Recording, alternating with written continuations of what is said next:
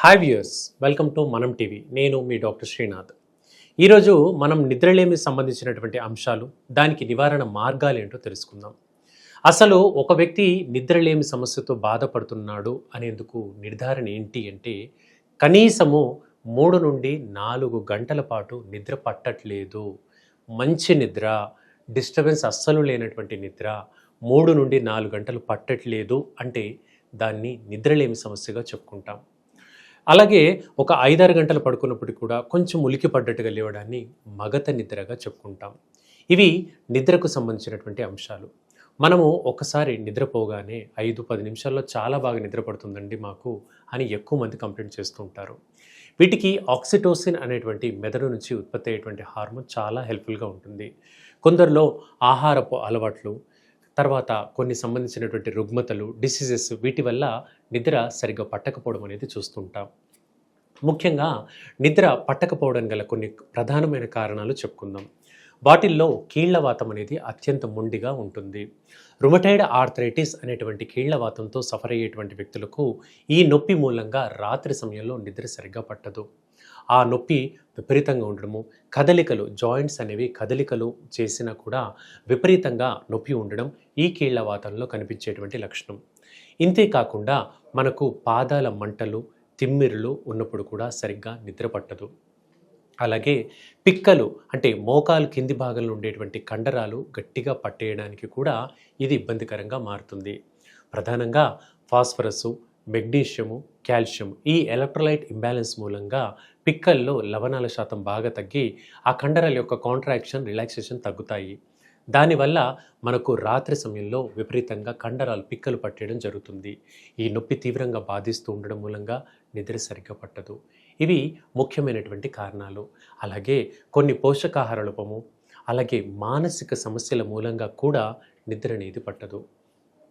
మనం చూస్తూ ఉంటాం నిద్రకు సంబంధించినటువంటి ఓసిడి డిజార్డర్స్ కానివ్వండి, మానసిక అంశాల్లో సిజోఫ్రీనియా లాంటి డిజార్డర్స్ ఉంటాయి. అంటే ఉన్నట్టుండి కోపానికి, ఉద్రేకానికి గురవడం, లేదా కోపాన్ని బాగా అణుచుకోవడము, ఇలాంటి వ్యక్తుల్లో మనకు నిద్రలేమి అనేది సర్వసాధారణంగా కనిపిస్తుంది. అయితే ఈ సమస్యను తగ్గించుకునేందుకు చాలా మంచి మార్గాలు ఉంటాయి. ముఖ్యంగా మనం రాత్రి పడుకోవడానికి ఒక 2 గంటల ముందుగా టీ, కాఫీలకు దూరంగా ఉండండి. టీ, కాఫీలు ఎక్కువగా తాగే అలవాటు ఉంటే ఖచ్చితంగా దూరంగా ఉండండి. వాటిల్లో ఉండేటువంటి ఆల్కలాయిడ్స్ మూలంగా మనకు నిద్ర అనేది డిస్టర్బ్డ్గా కలుగుతుంది. ఇక రెండవది, మనం రాత్రి పడుకోవడానికి ముందుగా కొంచెం గోరువెచ్చటి నీళ్ళతో స్నానం చేసిన తర్వాత పడుకుంటే మంచి నిద్ర వచ్చే అవకాశం ఎక్కువగా ఉంటుంది. మూడవది, ఒకవేళ క్రానిక్ డిజార్డర్స్ అయినటువంటి డయాబెటీస్ కానివ్వండి, బీపీతో కానీ మీరు సఫర్ అవుతున్నట్టయితే వాటిని అదుపులో పెట్టుకునేటువంటి మార్గం చేయండి. అంటే షుగర్ ఉంది, బీపీ ఉందంటే వాటిని అదుపులో పెట్టుకునేటువంటి మార్గంలో మందులు రెగ్యులర్గా వాడండి. అలాగే పడుకోవడానికి ఒక 3 గంటల ముందుగా ఎక్సర్సైజ్ మాత్రం చేసుకోవచ్చండి. పడుకోవడానికి ఒక 1 అవర్ 2 అవర్స్ ముందుగా ఎట్టు పరిస్థితుల్లో కూడా ఎక్సర్సైజ్ జోలికి వెళ్ళకూడదండి.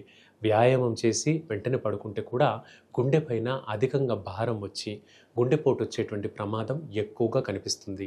కాబట్టి 3 గంటల వ్యవధి ఎక్సర్సైజ్కి, అలాగే పడుకునే సమయానికి మీరు ఇవ్వండి. ఇక అలాగే మనకి ఏవైనా మానసిక ఒత్తిళ్ళు ఉన్నట్లయితే వాటిని సాధ్యమైనంత వరకు దూరంగా ఉండండి. తర్వాత మనం పడుకునేటువంటి వాతావరణంలో ప్రశాంతత ఉండేలాగా, మనకు నచ్చినటువంటి కలర్స్ ఉండేలాగా, ప్రాపర్ వెంటిలేషన్ ఉండేలాగా, వెలుతురు ఎక్కువగా లేకుండా ఉండేలాగా ఈ జాగ్రత్తలు తీసుకోవాలి. ఇవి తీసుకుంటూ ఉంటే మనకు మంచి నిద్ర అనేది హెల్ప్ఫుల్గా ఉంటుంది. ఇక మనకు మార్కెట్లో విరివిగా పాసిఫ్లోరా మొక్క దొరుకుతుంది.